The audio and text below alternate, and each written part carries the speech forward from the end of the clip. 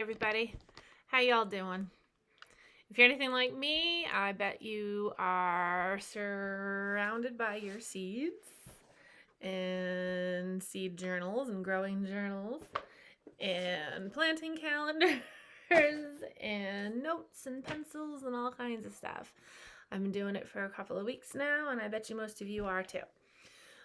So recently I joined a couple of Facebook groups because I am a flower farmer. I've been a gardener for several years, but last year was the first year I decided to grow cut flowers for sale and sell them and see how it went. It wasn't like a big plan. I just said, I'm pretty good at growing flowers. Let's see if I can sell them on the side of the road. Turns out I could. And it worked out really well. And so I'm going to do it again this year. And I joined a bunch of Facebook groups to see if I could get some tips and tricks on how to better market, because I never really did that. And I don't really know about logos and marketing and, just getting my name out there and what I do. So there are professionals out there like you all who probably have tons of knowledge for that, and I have a lot of planting knowledge, so I'm going to share my knowledge with you. And a reoccurring question that I have seen over and over again on these different Facebook groups all have to do with stalled out germination. In other words, you sowed your seeds, you put the lights on, you put the domes on, you're watering, you're peeking every day to see if there's germination, and suddenly there is. And so the dome comes off, and you're keeping everything watered and under lights, but nothing's happening. And the seedlings aren't growing. If that's you, watch this video. Many of you might be noticing that your seeds are looking kind of leggy. In other words, they grew up really tall and the stems are super white and thin. If that's you, watch this video. You also might be wondering why your seedlings are kind of looking yellow when really seedlings should be a pretty dark green color. Or a very true green color, let's put it that way. And so if yours are looking a little pale or a little yellow or spotty, watch this video. So I've answered this question several times already this weekend, and then I figured, I better just make a video because I'm getting tired of typing the same thing over and over again. And I'm not smart enough to go back and find where I've typed it again and hit copy and paste. So I just type it over and over again. So anyway, I'm going to give you a quick little science lesson on why these things are happening, and it's super easy. Afterwards, you're going to be like, duh. And hopefully it will change a lot of situations out there. So here we go. In nature, right, on the third day, plants were created, and the plants were created to seed themselves. In other words, people didn't have to do it.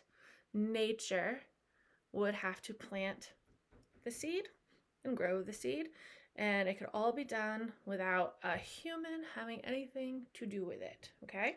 Self-seeding plants. So in nature, when a little seed is on the ground, okay, there are two things that trigger the seed to wake up, to come out of dormancy: moisture and temperature. Okay, now a lot of people would say, oh, but with sunlight, well, not all seeds need light to germinate, but they all need moisture and they all need to be at a certain temperature for a certain amount of time. Okay, and then that will wake up the little embryo inside the seed. Okay, now within every single seed on this planet, the seed is made of the hard shell or the seed case. And inside the seed case, there's the embryo and there is endosperm. Okay? The embryo is what's going to turn into the plant, and the endosperm is what feeds the plant as it's germinating. There's a germinating period. Right? Germination isn't just, the seed shell opened and the plant comes out and germination's done. No, there is a germinating period of time. I bet you all of you have noticed that you will take the same exact seeds from the same exact packet and put them in your same exact soil. Every seed gets the same soil and the same amount of light. And in 3 days, this one will germinate and these ones haven't even started yet. And then 3 days later, these ones are all germinating, but that one and that one and that one haven't germinated yet. Just like people, seeds need their own time to grow and mature and develop. Okay, it's just like people grow and learn and develop at their own paces, and so do seeds. Okay? So in nature, the seed wakes up and then it starts to shoot. It's I can't remember what they're called, but they're the leaves that break open the seed case, okay? And the roots. It always goes, those little leaves go up and the roots always go down. It's beautiful how that happens. It just happens all by itself. It's amazing. God. But anyway, um, and so when the little seedling emerges from the soil, all right, then it needs the sun, and the sun is going to give it its nutrients, because after all seeds do need a certain amount of sun to give it the nutrients it needs to grow and survive.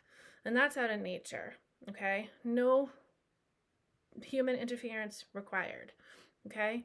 But here we are as flower farmers and vegetable farmers and whatever, and we're interfering and we're changing things, and we want to start seeds weeks and weeks and weeks before nature would have them start themselves, okay? Because we want to get a head start on our seasons.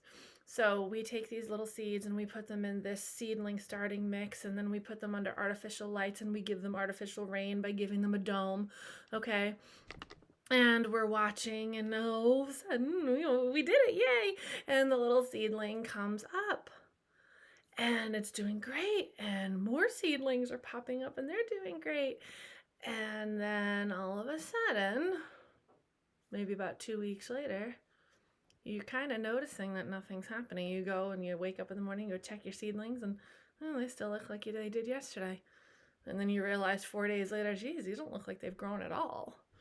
Well, now your germination period is pretty much over. 2 weeks is about the germination period, okay? And after 2 weeks, if you still have seeds that haven't germinated, I'm not saying they won't, but chances are they're not gonna. All right, chances are. And so if you've, evenly watered and the temperature and all of that stuff.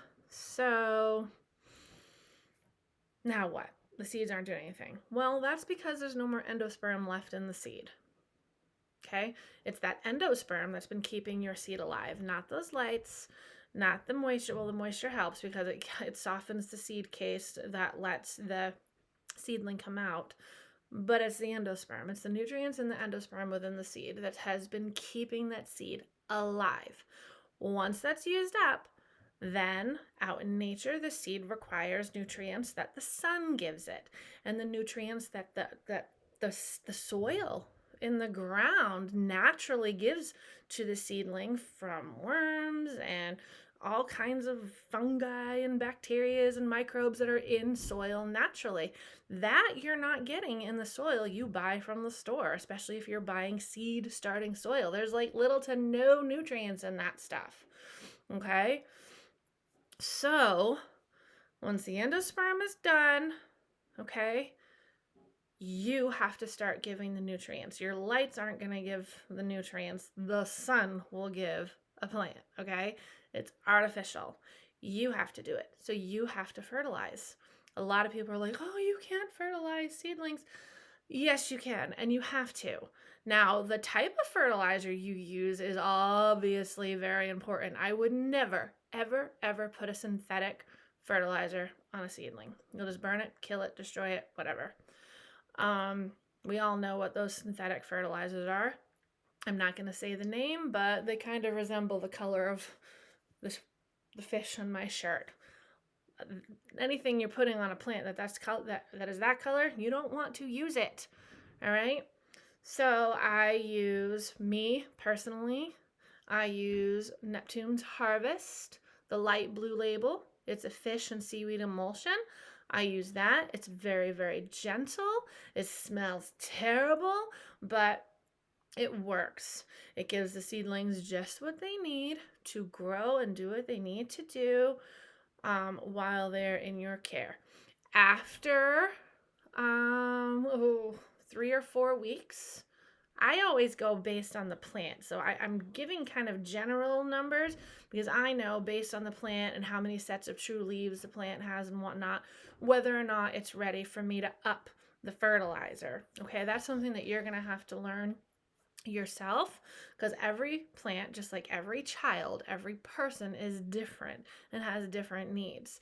So I know for my seedlings when I need to up the change up my fertilizer and take it away from the nursery school fertilizer and put it into the grade school fertilizer. Okay, I'm a teacher, so you're gonna get lots of these little metaphors.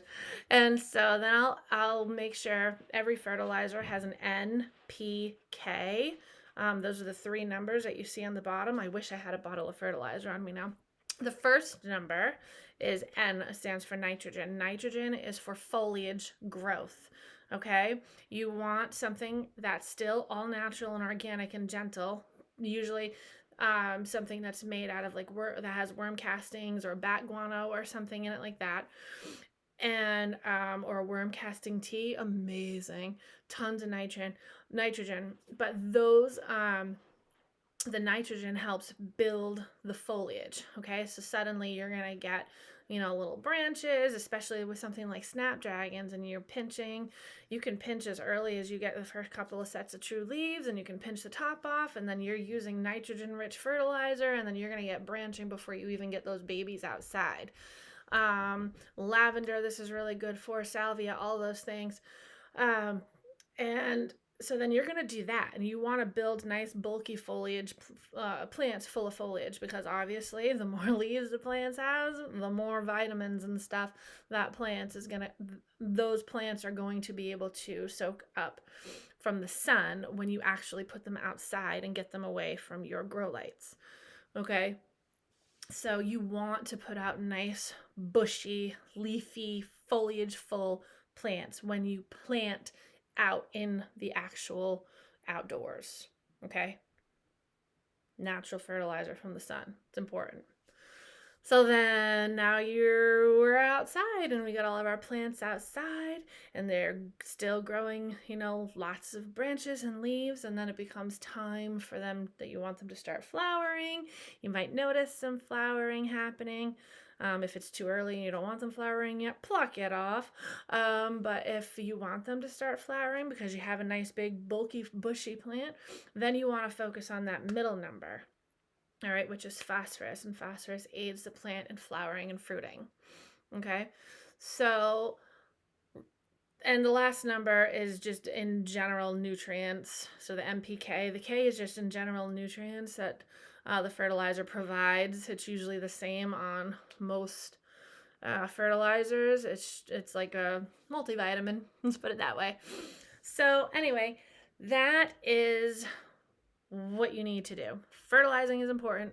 Endosperm only lasts for so long. Then if we're gonna, artificially grow these seeds out of nature, away from actual sun and wind and rain and all those things, then we have to make up for that. We can't just sit there and be like, grow already. They need food. They can't just be watered and expect them to grow. They need food, just like you need food. So I hope this video helped you a little bit. If you see people asking these same questions and you've already viewed this video, feel free to share it. I'm not looking for subscribers or anything like that. I just want to help people. I'm a teacher, and I like teaching people things that I know, and I don't like answering the same question over and over and over again. So have at it. Share the video. And if I notice more question trends, I'll make more videos. Happy growing, everybody. Bye.